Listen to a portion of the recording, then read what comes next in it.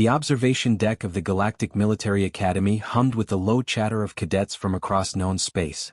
Through the reinforced glass, the massive holographic projection chamber displayed the rotating fortress that had become legend among military students. Fortress Karavix. The name alone carried weight. Tyler watched the fortress spin slowly in the simulation space. His brown hair was cut military short, and his gray eyes tracked the defensive turrets with quiet focus. Beside him, Nina shifted her weight, her dark skin gleaming under the academy lights. She was shorter than Tyler but carried herself with the confidence of someone who had seen real combat. Ryan stood on the other side, lean and restless, his fingers tapping against his leg in a nervous rhythm. Commander Kelvan entered the briefing room, his scaled form moving with the deliberate grace of his species. The Thraxian officer had conducted this briefing thousands of times over his career. His three eyes scanned the assembled human cadets with something between curiosity and pity. The Fortress Karavix scenario, Kelvan began, his translator rendering his clicks and hisses into galactic standard, has stood for 127 years. In that time, over 15,000 teams have attempted to breach its defenses. None have succeeded. A murmur rippled through the other species watching from the upper galleries. A group of Peltharian cadets, their feathers rustling, whispered among themselves. A Vorlexian delegation stood silent, their crystalline bodies refracting the chamber light into rainbow patterns. Most teams, Kelvan continued, require 6 to 8 weeks to develop viable strategies for the first defensive layer alone. The record for deepest penetration stands at 42% completion, achieved by a mixed-species team after 93 days of continuous effort. Tyler glanced at Nina. She raised one eyebrow slightly. Ryan bit his lip to suppress a smile. Kelvan activated the holographic display. The fortress expanded, revealing layer after layer of defensive systems. The scenario simulates a critical enemy stronghold built into an asteroid field. Shield generators protect against all standard energy weapons. Sensor networks detect approaching vessels at extreme range. Automated defense platforms provide overlapping fields of fire.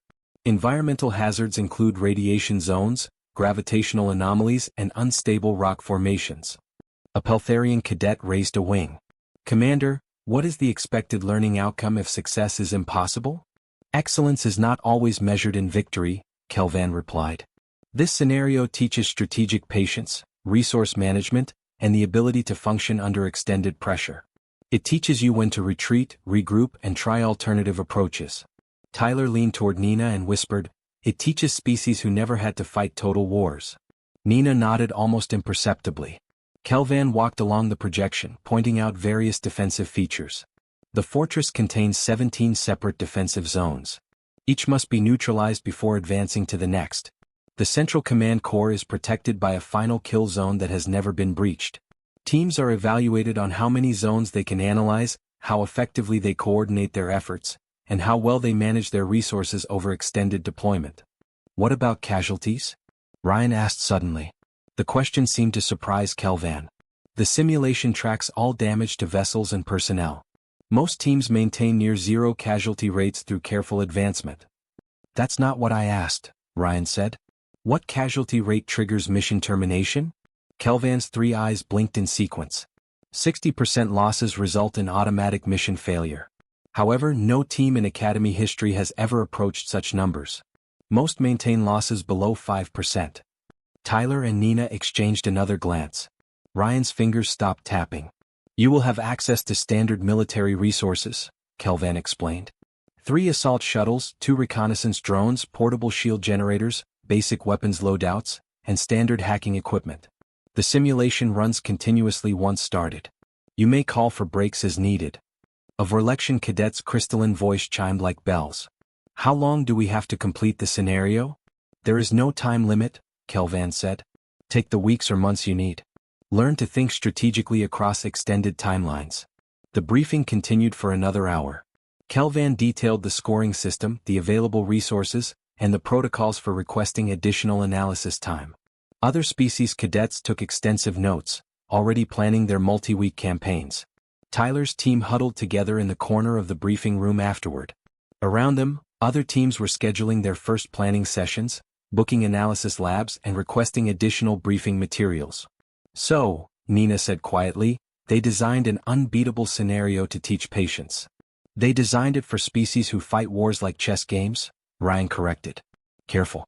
Calculated. Risk-averse. Tyler pulled up the fortress schematic on his personal display. Look at the defenses. They're perfect for stopping anyone who wants to preserve their forces. Energy shields against plasma weapons, Nina observed. Sensor nets for stealth approaches. Overlapping fire zones to prevent concentrated assaults. They're counting on us to be logical, Ryan said. To value our ships, our equipment, our people. Tyler zoomed in on the asteroid field surrounding the fortress. The environmental hazards are listed as obstacles. Radiation zones. Unstable formations. Gravitational wells. They never considered someone might use them as weapons, Nina said. Around them, other teams were still gathering information, planning to spend days just understanding the first defensive layer. A group of Peltharian cadets was scheduling a 3-week analysis period before even entering the simulation. How long do we need for planning? Ryan asked. Tyler checked his chronometer. Give me 45 minutes. Nina grinned. I'll need 30. Show-offs, Ryan muttered. I need at least an hour. They requested a small planning room. As they left, they passed Commander Kelvan in the corridor. The Thraxian officer nodded approvingly. I am pleased to see you taking this seriously. Many first-time teams rush in without proper preparation. Take all the time you need to develop your strategy. Thank you, Commander, Tyler said with perfect respect. Once inside the planning room, Tyler sealed the door and pulled up the full fortress schematic. Nina started running calculations on her tablet. Ryan accessed the equipment database. They give us 3 shuttles, Ryan said. That's 2 more than we need. Depends on what we use them for, Nina replied. If we're flying them, we need 3. If we're using them as missiles, we only need pilots for the first few minutes. Tyler highlighted the radiation zones. These are marked as impassable. But that's impassable for species with normal radiation tolerance. We spent 200,000 years on a planet trying to kill us, Nina said. Our tolerances are not normal. The scoring system is interesting, Ryan noted. It measures success by zones cleared, not by methods used. They never had to win at any cost, Tyler said quietly. Most of them evolved on gentle worlds. They learned warfare late and they learned it from other civilized species. They think military operations should be clean. Nina looked up from her calculations. We come from a death world. We learned to fight by fighting ourselves for thousands of years. We know how to win ugly. Outside, other cadet teams were settling in for long planning sessions. Some were booking the analysis labs for weeks.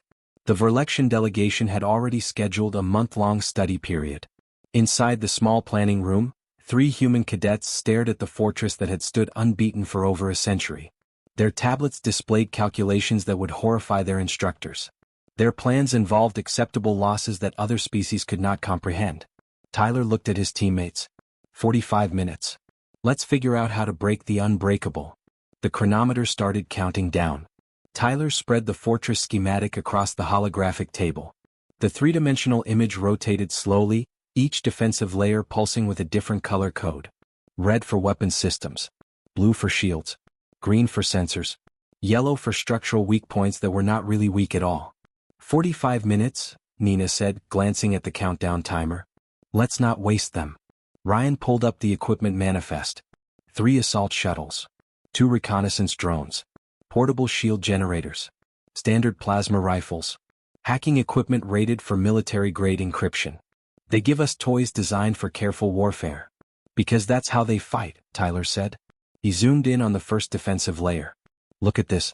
Energy shields calibrated to stop plasma weapons. They assume we will shoot at the shields until we find a weakness. Nina ran her fingers through the hologram, pulling up the sensor network data. Detection range of 15,000 kilometers. Automated tracking. They will see us coming from very far away. They want us to spend weeks figuring out how to approach without being detected, Ryan said. Stealth technology. Sensor jamming. Electronic countermeasures. Tyler shook his head. They designed this for species who think warfare is a technical problem.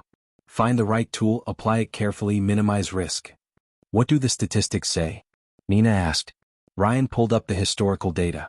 15,000 attempts over 127 years.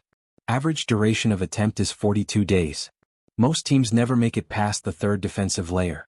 Those who do average 90 to 100 days total. The deepest penetration took 93 days and reached 42% completion before resource exhaustion forced withdrawal. Resource exhaustion, Tyler repeated. They ran out of equipment, not lives. Nina highlighted the casualty statistics. Average losses across all attempts is 2.3%. The highest recorded casualty rate is 8%, and that team withdrew immediately after, calling it a disaster. 8%, Ryan said quietly. We lose 8% in a training exercise back home, we call it a good day. Tyler expanded the view to show the asteroid field surrounding the fortress. Dozens of rocky bodies drifted in complex orbital patterns. Warning indicators flashed throughout the field. Radiation zones here, here, and here. Gravitational anomalies from the dense asteroid cores. Unstable formations that could collapse if disturbed. They list all of those as navigation hazards, Nina observed. Because they think about survival first, Tyler said. They see radiation and think danger. We see radiation and calculate exposure time. Ryan was already running numbers on his tablet. Human tolerance for hard radiation is 30 times baseline galactic average. These zones are marked impassable, but our people could survive there for approximately 17 minutes before serious damage. 17 minutes is a long time in combat, Nina said. Tyler zoomed in on the unstable asteroid formations. They marked these as collapse risks. But look at the positioning. This cluster sits directly above the fortress shield generator. Nina studied the formation. If something triggered that collapse, the falling debris would overwhelm the shield capacity through sheer mass.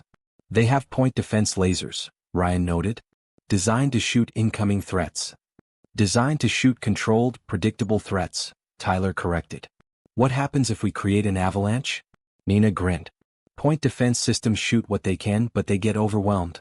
Basic math. Too many targets, not enough time. Ryan pulled up the fortress weapon systems.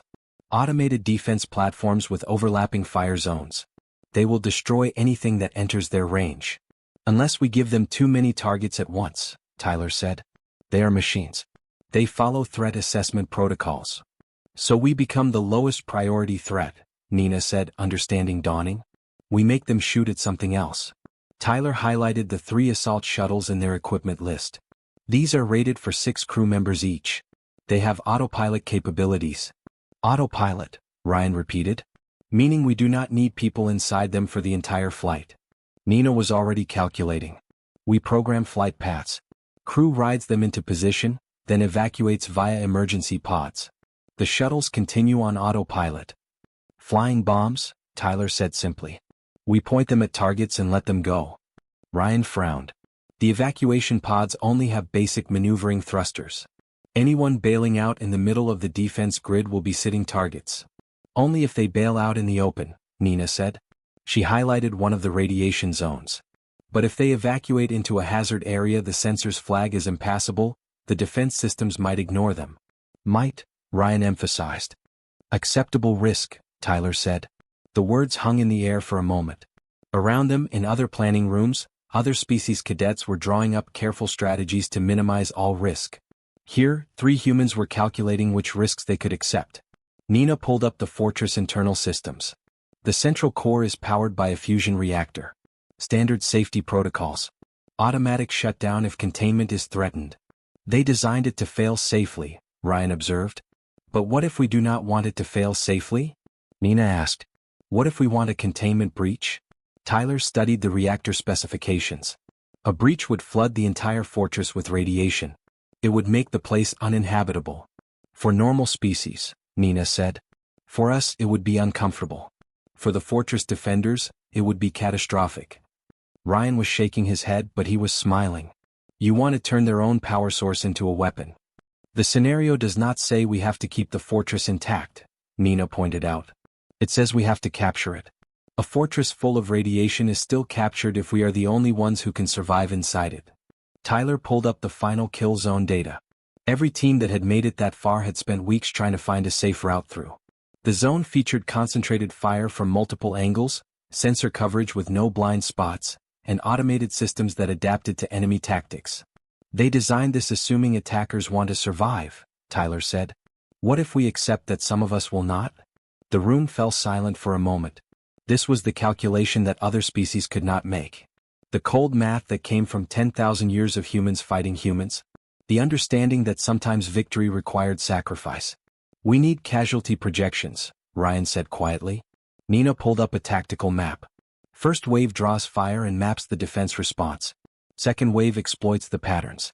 Third wave reaches the objective. First wave survival rate? Tyler asked. 20%, Nina said without hesitation. Ryan winced but nodded. Second wave. 50%. Third wave. 70%. Tyler did the math in his head. Overall mission survival rate of approximately 60%. We stay just above the mission failure threshold. Acceptable losses, Nina said.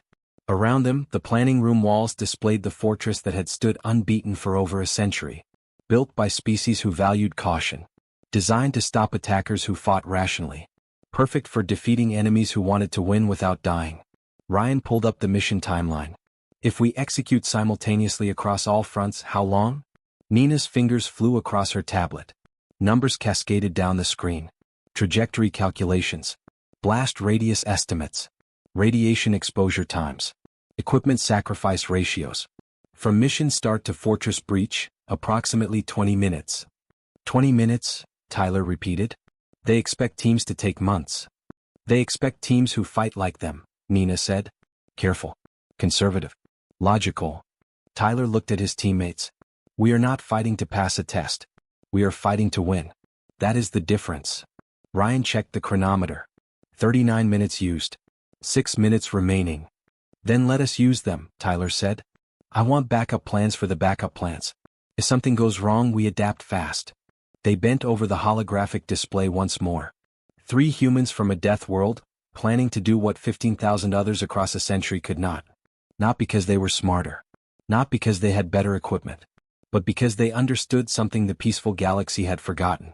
Sometimes, winning means being willing to pay a price others refuse to consider. The chronometer ticked down. Outside, other teams settled in for their first week of planning. Inside, 3 cadets finalized an assault that would last less time than it took most species to have breakfast. The simulation chamber activated with a deep hum that resonated through the observation deck. Commander Kelvan settled into his monitoring station, expecting to spend the next several days watching the human team's careful approach. His 3 eyes tracked the holographic display where 3 assault shuttles materialized at the starting coordinates. Behind him, the observation gallery filled with cadets from a dozen species. Peltharians rustled their feathers in anticipation. Verlections hummed in their crystalline voices. A group of Korthan instructors stood silent, their massive frames blocking the view for smaller species behind them. Beginning sensor sweep, one instructor announced. Standard protocol would suggest the team should spend the first several hours mapping the approach vectors. The human shuttles immediately accelerated to maximum velocity. Curious, Kelvan muttered.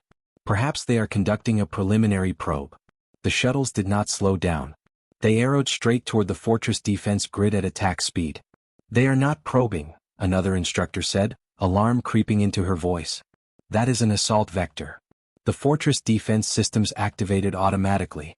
Red warning indicators blazed across the tactical display. Automated weapons platforms swiveled toward the approaching threats. Energy signatures spiked as shield generators powered to full capacity. They will be destroyed, a Peltharian cadet whispered. Tyler's voice crackled over the communication channel, transmitted to the observation deck. Nina, Asteroid Cluster 7. Now. One of the shuttles broke formation, angling sharply upward. It was not heading for the fortress at all.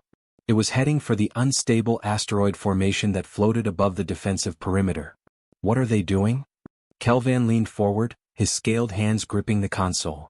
Nina's shuttle reached the asteroid cluster in 40 seconds. She fired her main thrusters in reverse, killing her forward momentum. Then she rotated the shuttle 90 degrees and fired again, this time directing the exhaust directly at the asteroid formation's structural weak point. They are destabilizing the formation, an instructor gasped. That is prohibited. The environmental hazards are meant to be navigated around, not weaponized. There is no rule against it, Kelvan said slowly. We never thought to make one. The asteroid formation shuddered.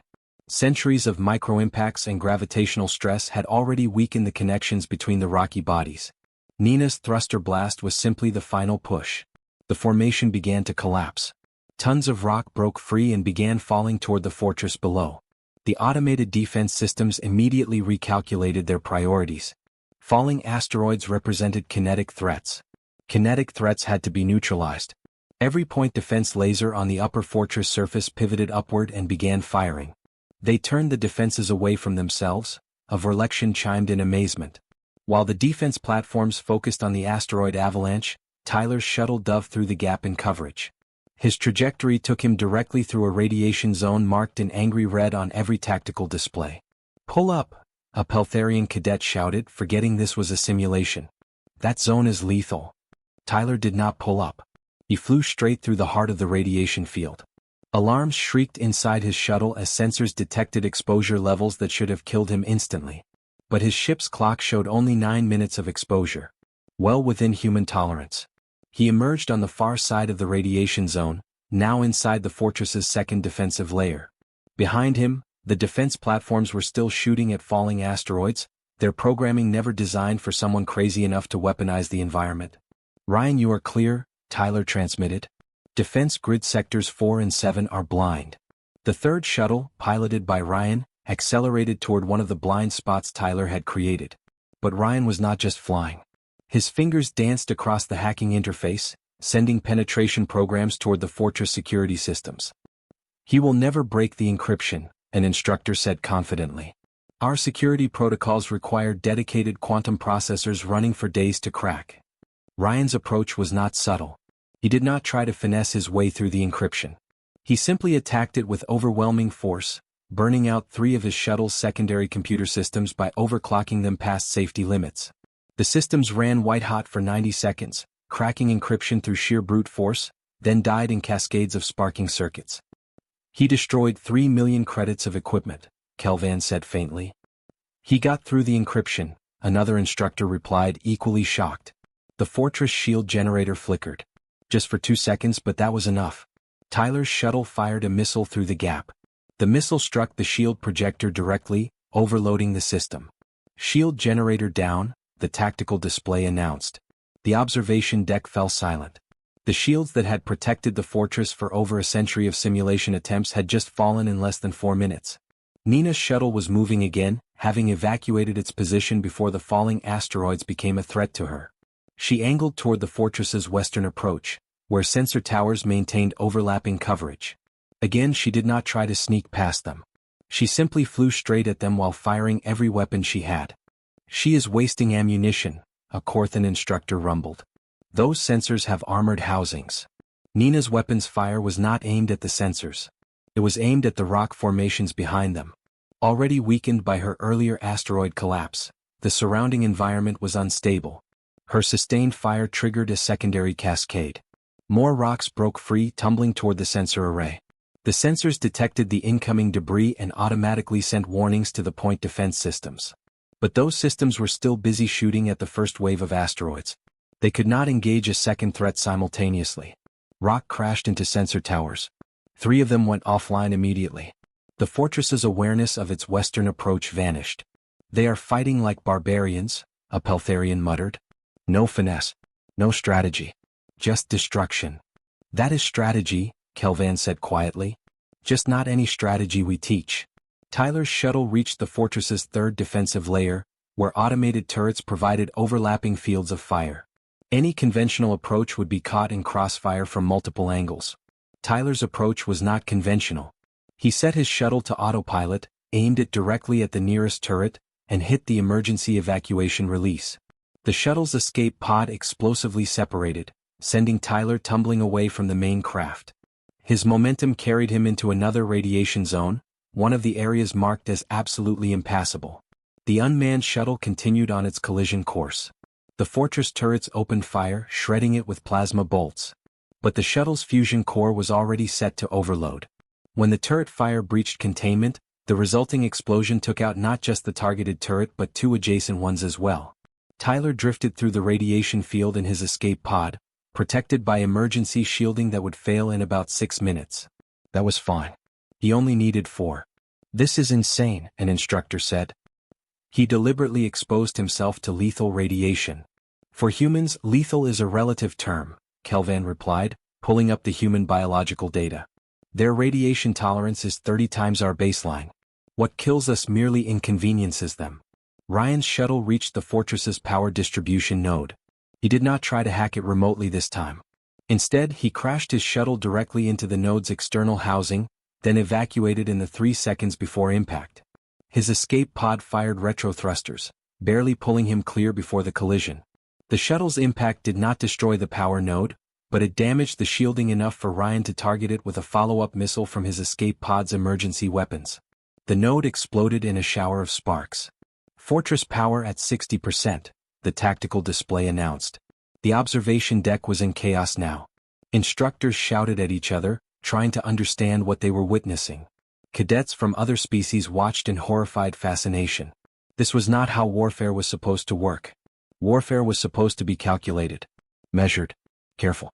This was something else entirely. Nina's shuttle dove through the gap in the western sensor coverage, her path taking her through gravitational anomalies that should have torn her ship apart. But she had calculated the precise trajectory, threading the needle between crushing forces that other species would never risk. She emerged inside the fortress's 4th defensive layer. Before her stretched the approach to the central command core. Every previous team that had reached this point had spent weeks analyzing it, looking for safe routes. Nina did not look for safe routes. She accelerated to maximum speed and flew straight down the most dangerous corridor, relying on velocity and unpredictability instead of careful planning. Defense systems fired at her, but their targeting algorithms expected logical behavior. They expected evasion patterns, defensive maneuvers, attempts at self-preservation. Nina's straight-line suicide run confused their predictions. Half their shots missed simply because the computers could not believe anyone would be that reckless. 13 minutes elapsed, Kelvan said, his voice barely above a whisper. They have penetrated deeper in 13 minutes than any team has in weeks. Behind him, the observation gallery had fallen completely silent. They were watching something that should not be possible. They were watching Deathworlders at war. And the fortress that had stood unbeaten for 127 years was falling. The simulation timer read 18 minutes and 7 seconds when Nina's escape pod touched down on the fortress's central platform. Her pod was scarred and blackened from the gauntlet she had just flown through, but it was intact. She was alive. That was more than the simulation had expected. Commander Kelvan stared at his tactical display with all 3 eyes wide. This is impossible. The simulation AI is reporting errors. What kind of errors? Another instructor demanded, rushing to his console. The AI is requesting additional processing time, Kelvan said slowly. It was never programmed to respond to attacks this fast. It is trying to recalculate defensive priorities, but the humans are moving faster than it can process. On the holographic display, Tyler's escape pod emerged from a radiation zone that should have killed him 3 times over. His pod's emergency shielding was nearly depleted, but he had made it through. He fired positioning thrusters, angling toward the fortress's eastern entrance. Ryan's pod appeared from the opposite direction, trailing debris from the power node he had destroyed. His trajectory was erratic, damaged thrusters struggling to maintain control, but he was still moving toward the objective. 3 humans converging on the fortress core from 3 different directions. 18 minutes and 20 seconds into a scenario that had never been completed in less than 90 days. They are at the final kill zone, a Corthan instructor rumbled. This is where every team fails. The kill zone was the fortress's last defense. A 200-meter corridor leading to the command core, covered by interlocking fire from 40 automated turrets. The corridor had no cover, no blind spots, no safe approach. Sensors tracked every cubic centimeter of space. Any object entering the zone would be targeted by at least 15 weapons simultaneously. Previous teams had spent weeks analyzing this final obstacle. Some tried to hack the turrets. Some tried to overwhelm them with drones. Some tried to find weaknesses in the power grid. All had failed. The kill zone was mathematically perfect. No approach could succeed without catastrophic losses. Nina's voice crackled over the communication channel. Tyler, Ryan, you in position? Eastern entrance secured, Tyler replied. His voice was strained. The radiation exposure had taken its toll despite his enhanced tolerance. Ready on your mark. Western entrance, Ryan confirmed. Systems are damaged but functional. I have control. Nina pulled up her tactical display. The 3 of them were positioned at the 3 entrance points to the kill zone. Before them lay the corridor that had stopped every team for over a century. She ran the calculations one final time. Entry from 3 directions simultaneously. Maximum speed approach.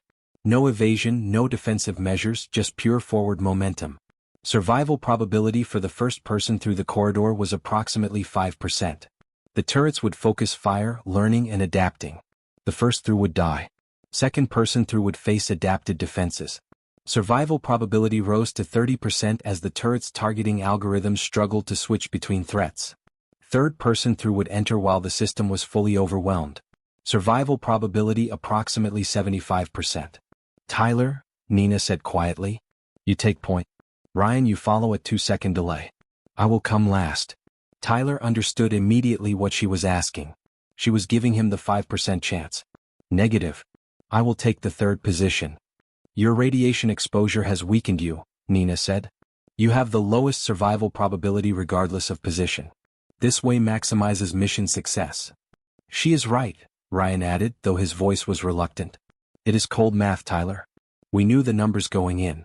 In the observation deck, a Peltharian cadet spoke up. Did she just volunteer him to die? Did they just discuss it so calmly? They are calculating casualty probabilities, Kelvan said, horrified fascination in his voice. They are deciding who has the best chance of dying. This is monstrous, another instructor said. This is human, Kelvan replied quietly. Tyler was silent for a long moment.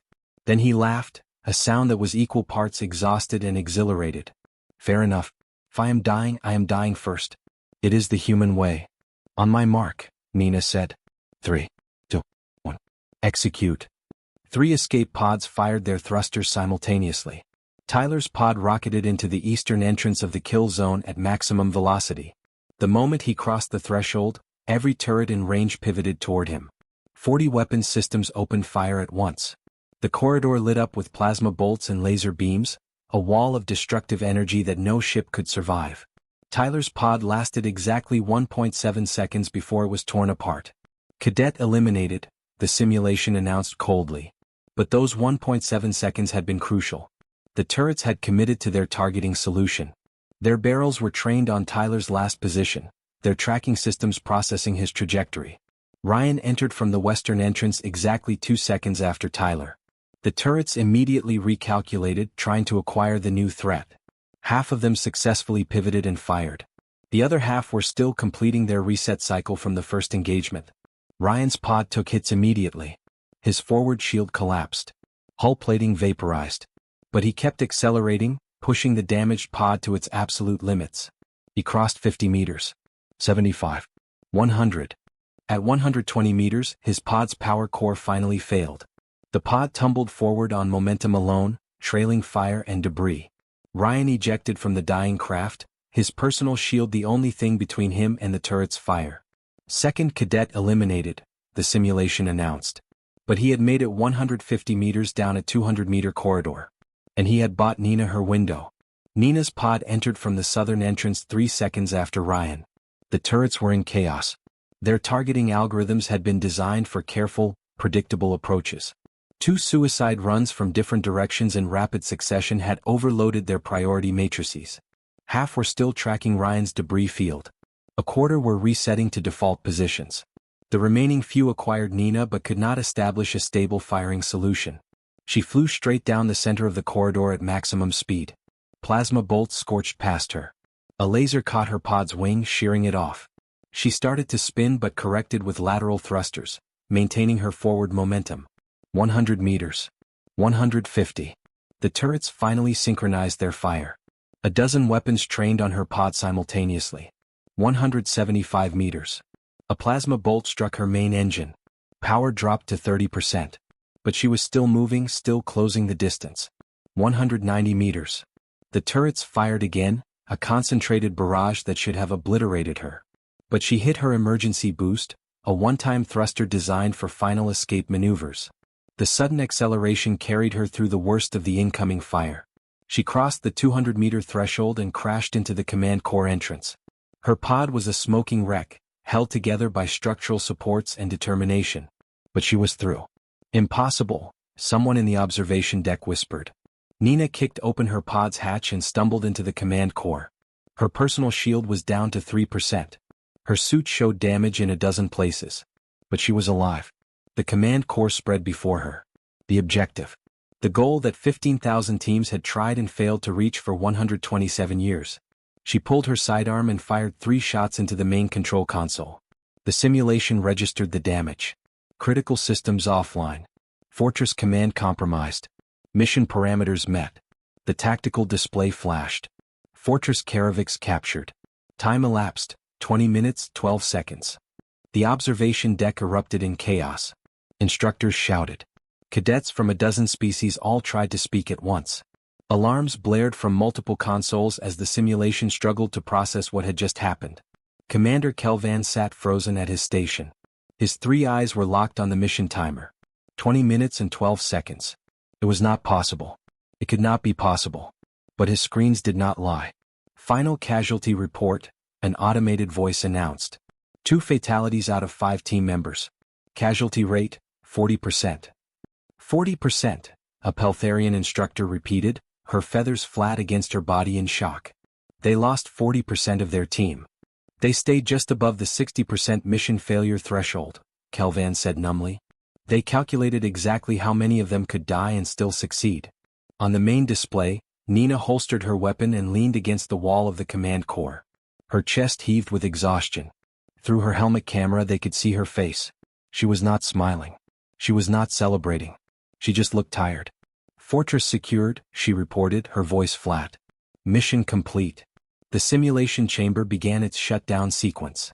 The holographic fortress faded. The tactical displays went dark.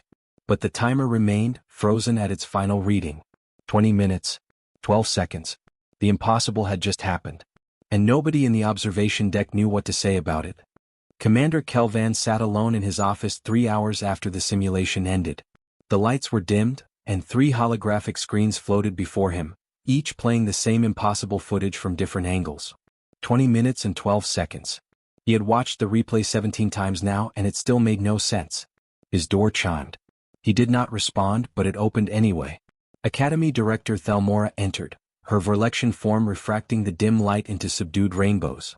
She moved with the slow deliberation of someone who had just witnessed something that challenged her understanding of warfare. You have been here for 3 hours, she said, her crystalline voice soft. I am trying to understand how they did it, Kelvan replied, not looking away from the screens. I think you are trying to understand why they did it, Thelmora corrected. She settled into the chair across from his desk, her form chiming quietly as she moved. The how is simple enough. They ignored every rule of rational warfare. They weaponized the environment. They sacrificed equipment worth millions.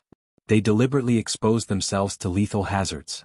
Kelvan's voice carried a note of confusion that bordered on distress.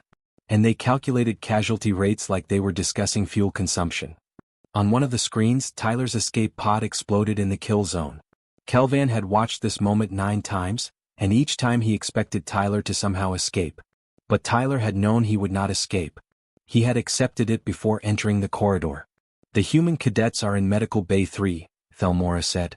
The simulation's neural feedback was intense. Tyler is being treated for simulated radiation poisoning.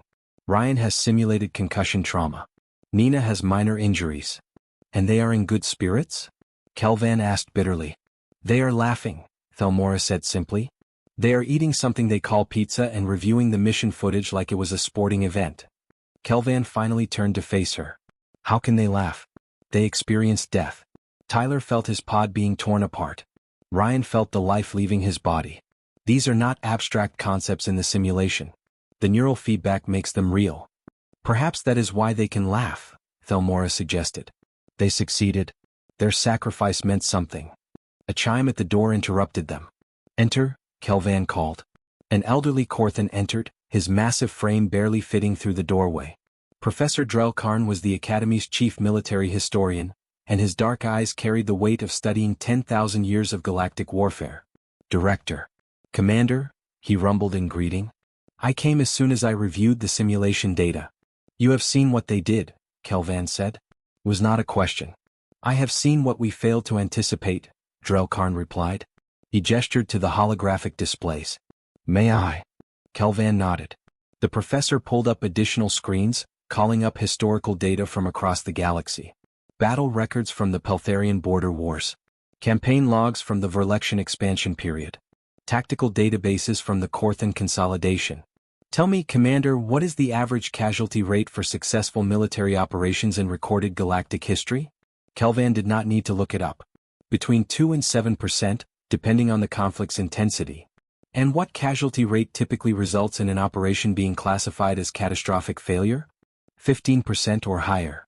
Now tell me, Drellkarn said, pulling up Earth's military history, what was the casualty rate for humans in their Battle of Verdun? The number appeared on screen. Kelvan stared at it.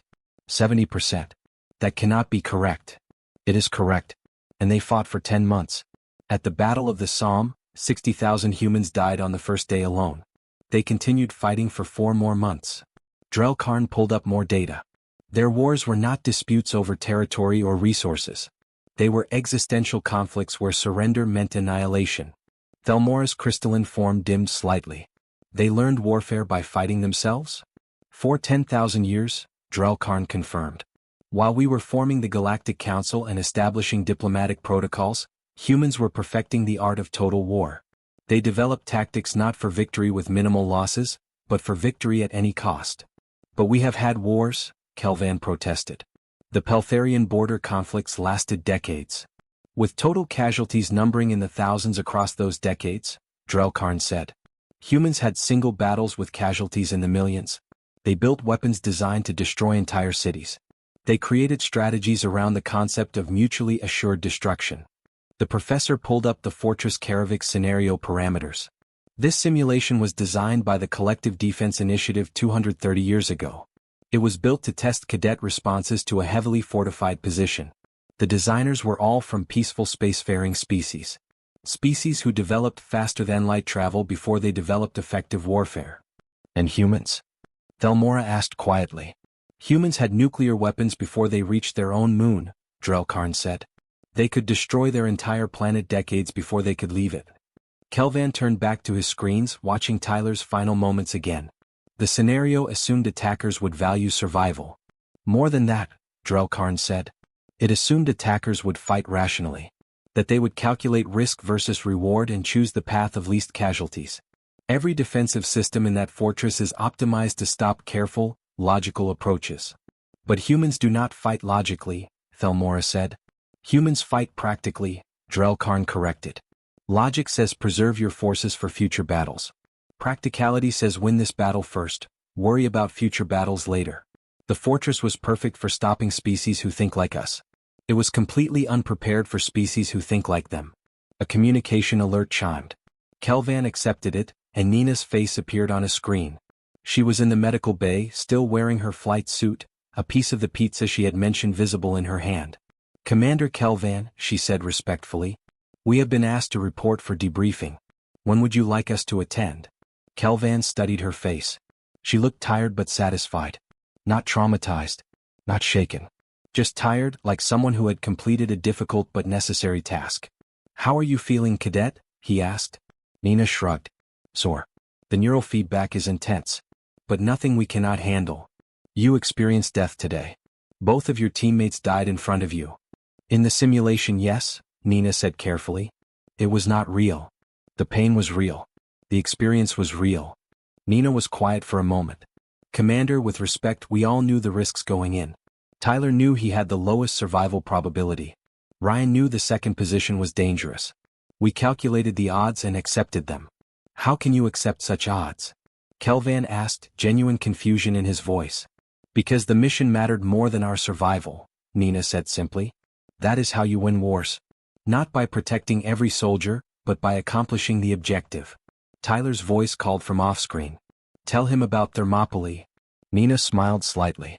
There is a battle from our history. 300 soldiers held a pass against an army of thousands. They all died. But they bought time for their people to prepare defenses. We remember them as heroes because they understood the mission mattered more than their lives. That is barbaric, Thelmora said quietly. That is human, Drellkarn replied. Nina heard the exchange and her expression grew serious. Director Thelmora, with respect, we are not barbarians. We are survivors. Our world tried to kill us for 200,000 years. We learned that sometimes survival means sacrifice. Sometimes winning means losing people you care about. It is not barbaric. It is just reality. Kelvan closed his eyes. When he opened them again, he looked at Professor Drellkarn. The scenario is compromised. We will need to redesign it. Not just the scenario, Drelkarn said. Our entire approach to military doctrine. The humans have revealed a fundamental flaw in how we think about warfare. We optimize for survival. They optimize for victory. Against an enemy who thinks like us, our approach works. Against an enemy who thinks like them, we would lose. So what do we do? Thelmora asked. We learn, Drelkarn said simply. He looked at Nina's image on the screen.